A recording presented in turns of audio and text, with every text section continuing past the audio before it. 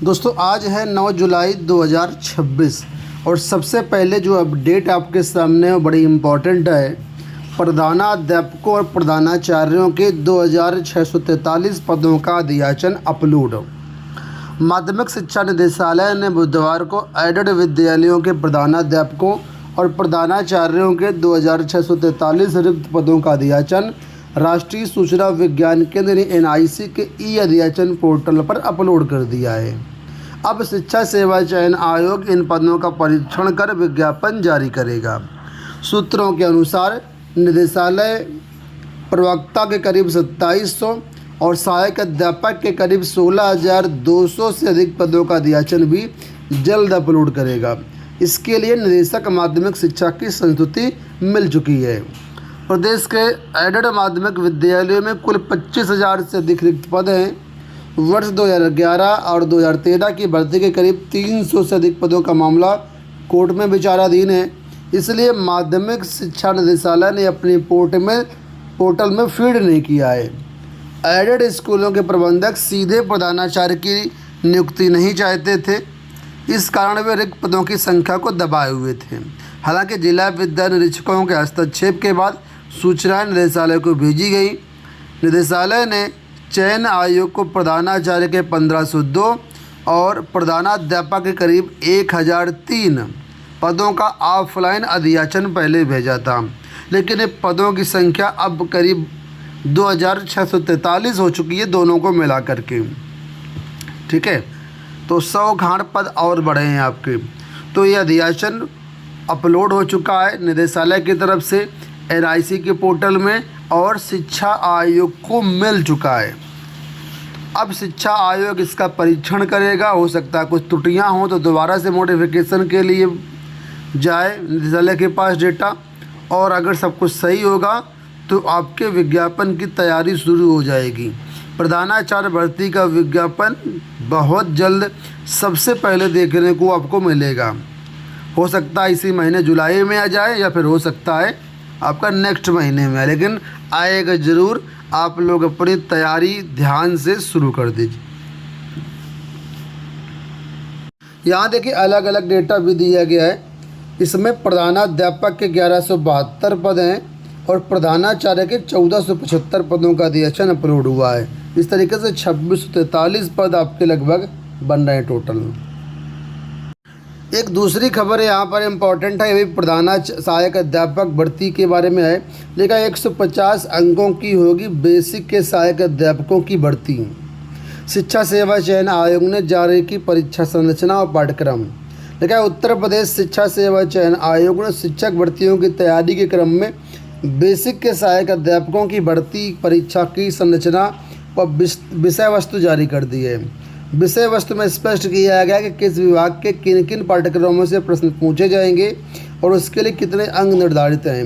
ये भर्ती परीक्षा 150 अंकों की होगी। प्रत्येक प्रश्न के लिए 1 अंक निर्धारित किया गया है। परीक्षा 2.5 घंटे की होगी। इसमें बहुविकल्पी प्रश्न पूछे जाएंगे।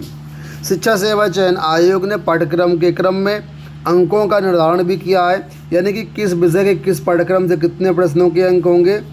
भाषा से जुड़े हिंदी, संस्कृत तथा अंग्रेजी विषय में व्याकरण, अपठित गद्यांश पाठ्यक्रम की समझ से 40 प्रश्न पूछे जाएंगे।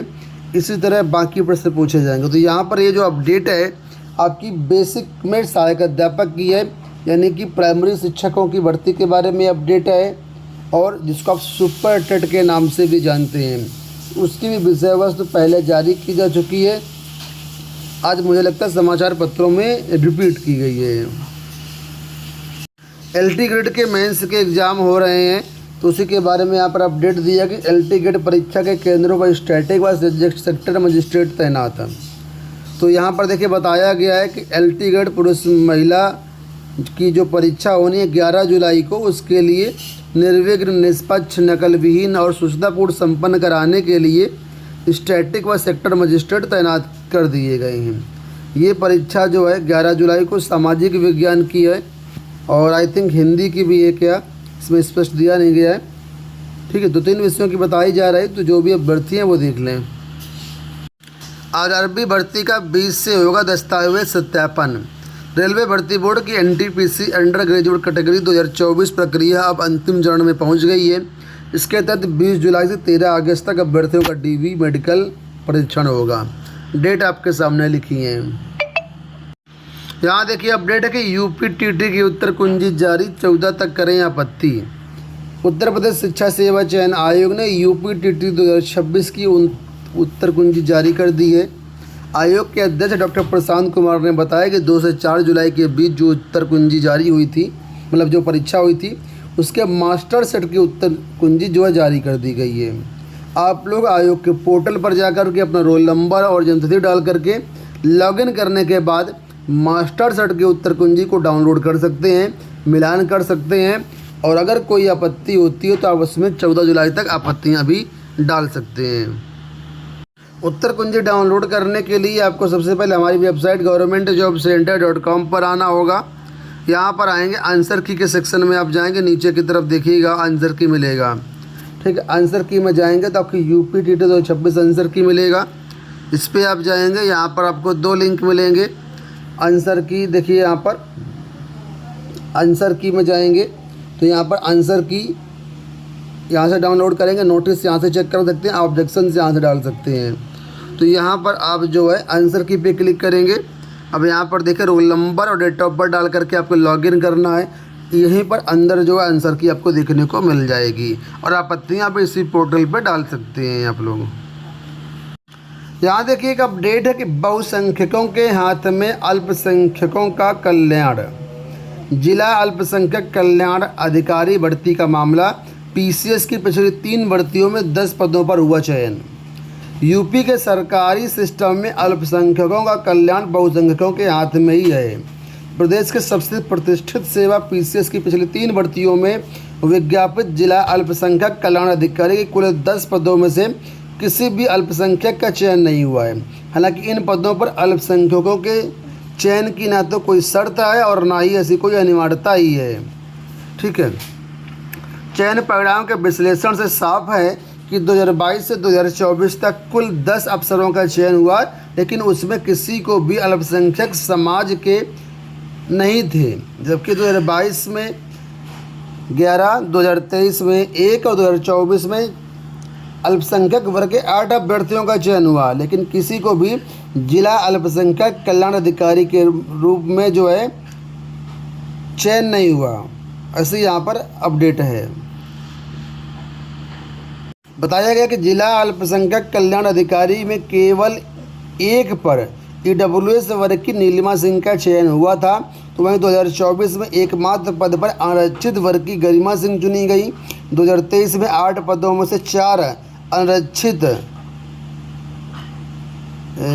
क्या को कट रहा है यहाँ पर, कोई युक्ति पांडे, निधि सिंह, रंजना शुक्ला और कैलाश तिवारी, इनकी नियुक्तियाँ हुई थी। तो कहने का मतलब यहाँ पर ये है कि जो अल्पसंख्यक कल्याण बोर्ड है उसमें से वाकई देखा जाए तो किसी भी अल्पसंख्यक की यहाँ पर नियुक्ति अब तक नहीं हो पाई है। यहाँ पर बहुसंख्यकों की नियुक्ति हुई है और अल्पसंख्यकों का नुकसान हो रहा है। परीक्षा प्रणाली में सुधार की मांग, आंदोलन का समर्थन। दिल्ली के जंतर मंतर पर नीट समेत विभिन्न प्रतियोगी परीक्षाओं के पेपर लीक के विरोध में पिछले 16 दिनों से जारी धरना प्रदर्शन और 9 दिनों से चल रही अनिश्चितकालीन भूख हड़ताल को पार्षदों और पूर्व पार्षदों ने अपना समर्थन दिया है। पार्षदों ने कहा कि अभिजीत दीपके, सोनम वांगचुक, नेहा और अन्य छात्र पेपर लीक की घटनाओं के विरोध में निष्पक्ष दोषियों के खिलाफ कठोर कार्रवाई और परीक्षा प्रणाली में सुधार की मांग को लेकर के आंदोलन कर रहे हैं, और ये आंदोलन बिल्कुल जायज़ है। आईटीआई की सीटें खाली नहीं रहेंगी, 10 से दाखिला। देखा, इस बार आईटीआई की एक भी सीट खाली नहीं जाएगी। प्रवेश नियमावली में बदलाव के बाद परिषद 10 जुलाई से नए सत्र की प्रक्रिया शुरू करने वाला है। तो जो भी अभ्यर्थी हैं वो देख लें, 10 जुलाई से आपकी काउंसलिंग प्रक्रिया शुरू हो रही है। कल मुख्यमंत्री ने 12 लाख शिक्षकों को लिए कैशलेस चिकित्सा सुविधा शुरू करने का ऐलान किया है, और यहाँ पर इस मौके पर विभिन्न जनपदों में कार्यक्रम हुए जिसमें प्रतीकात्मक रूप से कैशलेस कार्ड दिए गए। दोस्तों, ये हो गई आज की सारी सूचनाएं। इस वीडियो में इतना ही। धन्यवाद, नमस्कार।